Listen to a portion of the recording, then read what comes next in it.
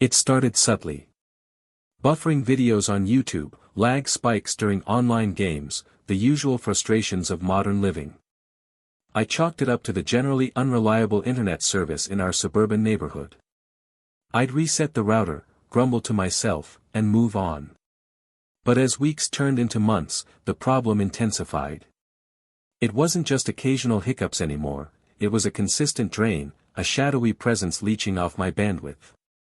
I paid for a premium package, the one promising lightning-fast speeds, but my connection felt like I was back in the dial-up era. I began running speed tests at various times of the day, meticulously documenting the results. The patterns were suspicious. My speeds were consistently abysmal during daylight hours, particularly between 8 a.m. and 5 p.m., coinciding perfectly with typical work hours for most people in the area. I initially suspected my roommate, Mark, but he was equally frustrated with the slow internet. He even joked that he felt like he was paying for a Ferrari but driving a rusted-out Pinto. We tried everything, new router, new modem, even threatened to switch providers. Nothing worked. The only consistent factor was the daylight hours slowdown. Then, one rainy Saturday afternoon, while tinkering with my network settings, I stumbled upon something that made my jaw drop. My router's administrative panel, accessible through a local IP address, displayed a list of connected devices. I recognized mine, Mark's phone and laptop, our smart TV, and then there it was, a device labeled simply as generic device. I clicked on it, and the MAC address popped up. A quick search online revealed the manufacturer, a low-end smart refrigerator. Now, Mark and I lived a decidedly bachelor lifestyle. Our refrigerator was a basic, no-frills model purchased from a discount appliance store. We certainly didn't own a smart fridge. The only person within a reasonable range of my Wi-Fi signal who could conceivably own a smart refrigerator was Karen, my neighbor. Karen, the perpetually sun-kissed, perpetually concerned homeowner who always seemed to be peering through her blinds. The Karen who once complained about my loud music at 2 p.m. on a Tuesday when I was simply listening to NPR. The Karen who once left a passive-aggressive note on my door complaining about my unruly lawn, despite it being perfectly within the HOA guidelines. The Karen who I just knew was guilty. Armed with my newfound knowledge, I planned my confrontation. I wasn't going to be accusatory, not initially. I needed to gauge her reaction, see if I could catch her in a lie. I waited for the opportune moment, which came in the form of a frantic knock on my door Monday morning. I opened it to find Karen, her face a mask of manufactured distress. "Jordan," she exclaimed, her voice dripping with faux concern, "I seem to have misplaced my gardening shears. I was sure I lent them to someone, did I perhaps leave them with you? My shears were neatly stored in my garage, untouched." This was just another excuse to interact, to pry, to subtly assert her perceived superiority. "No, Karen," I replied, keeping my tone neutral. "I haven't seen your shears. Maybe you left them at the community garden." She pursed her lips, clearly annoyed that her ruse hadn't worked. "Oh," she said, her eyes darting around my porch. "Well, never mind. I'm sure they'll turn up." This was my chance. "Speaking of things turning up, Karen," I said, my voice still calm, "I've been having some trouble with my internet lately. It's been incredibly slow, and I've noticed an unfamiliar device connected to my Wi-Fi network." Her eyes widened slightly, a flicker of panic crossing her face before she quickly masked it with a practiced expression of innocence. "Oh, really? How awful. You should call your provider." I did, I continued, pressing my advantage. "They couldn't find anything wrong on their end. It seems the issue is within my network." I paused, letting the silence hang in the air. "The device is identified as a generic device, but it has the MAC address of a smart refrigerator." Her carefully constructed facade began to crack. "A smart refrigerator? How bizarre. I wouldn't know anything about that. I'm afraid I have to go. I have a very important appointment." She turned to leave, but I wasn't finished. Karen, I said, my voice now firm, I know you're stealing my Wi-Fi. I have the proof. I suggest you disconnect your refrigerator before I take further action. That was the last straw. Her carefully constructed persona shattered completely. Her face contorted into a mask of fury, the saccharine sweetness replaced with venomous rage. How dare you accuse me of such a thing, she shrieked, her voice rising in volume. You're harassing me. I just came here to ask about my shears, and you're making up these ridiculous lies. I remained calm, holding my ground. I'm not harassing you, Karen. I'm simply stating a fact. You're stealing my internet, and I have the evidence to prove it. She took a step closer, her eyes blazing. You're threatening me. I feel unsafe. And then, she pulled out her phone. I'm calling 911. I'm being assaulted and harassed by my neighbor. He's threatening me. I couldn't believe it. She was actually going to call the police and lie about being assaulted. This was beyond ridiculous. I stood there, stunned, as she spoke into the phone, exaggerating every detail, painting me as a violent aggressor. I could hear her voice dripping with theatrical fear, playing the victim to perfection.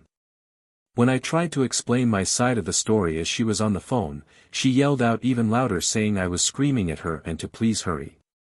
Within minutes, 2 police cruisers pulled up to the curb, sirens blaring. 2 officers emerged, their expressions serious, and immediately approached me. Karen, meanwhile, stood on her porch, pointing at me dramatically, tears streaming down her face and waving her arms like a drama queen. That's him. That's the man who assaulted me, she wailed. The officers, understandably, approached me with caution. Sir, can you please step away from the house and put your hands where we can see them, one of them instructed. I complied immediately, raising my hands slowly.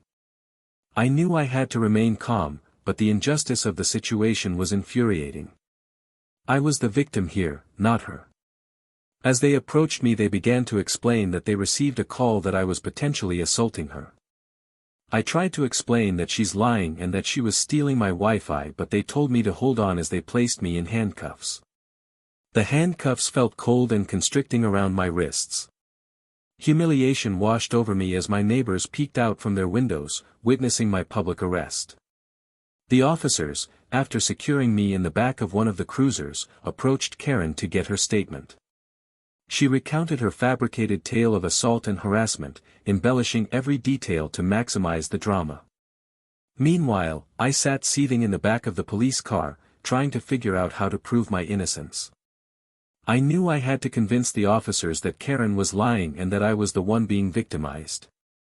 After hearing her story, one of the officers came back to the cop car and asked me to explain my side of the story. I explained to him that all I did was confront her about using my Wi-Fi and that I never touched, threatened, or even yelled at her. He then explained to me that she said that I was yelling and screaming inches away from her face. I told him that was a complete lie. Then I remembered something, my smart home security system. I have cameras covering every angle of my property. Officer, as the officer came back to the car to talk to me, I said urgently, I have proof that I didn't assault her. I have a smart home security system with cameras all around my property. The entire interaction was recorded. The officer looked skeptical but intrigued. Where's the footage? He asked. It's on my phone, I replied. I can access it through the app. He hesitated for a moment, then nodded. All right, let's see it. He unlocked the handcuffs, and I carefully retrieved my phone from my pocket. I opened the security app and navigated to the relevant footage. The video clearly showed Karen knocking on my door, my calm and collected demeanor throughout the conversation, and her dramatic escalation when I confronted her about the Wi-Fi theft. There was no assault, no threats, no harassment. The video even captured her pulling out her phone and calling 911, clearly fabricating her claims of distress. I handed the phone to the officer, and he watched the footage intently, his expression slowly changing from skepticism to disbelief.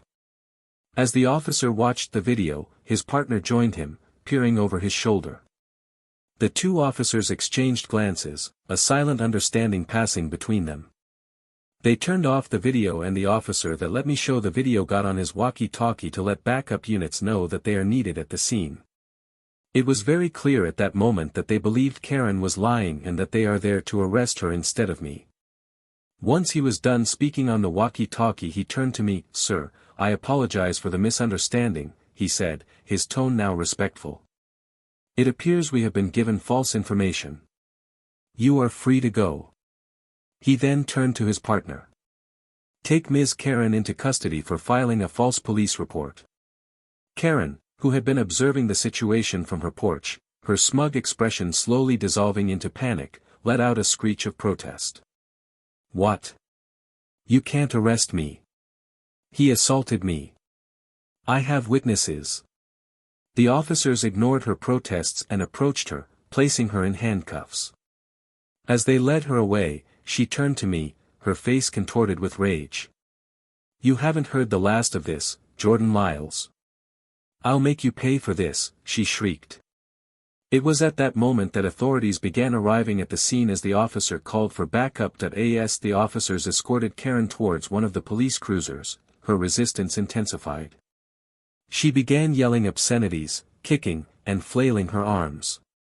"He's lying. He's a criminal. You're all making a mistake," she screamed, her voice hoarse with fury. She managed to break free from the officer's grip and charged towards me, her eyes filled with murderous intent. "I'll kill you," she shrieked, lunging at me with her fingernails extended like claws.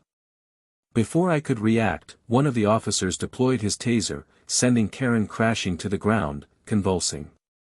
The scene was chaotic, a stark contrast to the quiet suburban street it had been just moments before. After Karen was tossed, the additional officers that arrived to assist helped to place her in the cop car. After the scene had been cleaned up and after I spoke with the officers to make sure they had my contact information to press charges against Karen, I went back into my house. I watched from my window as the police cruiser pulled away, Karen screaming inside, her words muffled but still audible. A sense of relief washed over me, mixed with a lingering feeling of unease. Justice had been served, but the encounter had left a sour taste in my mouth.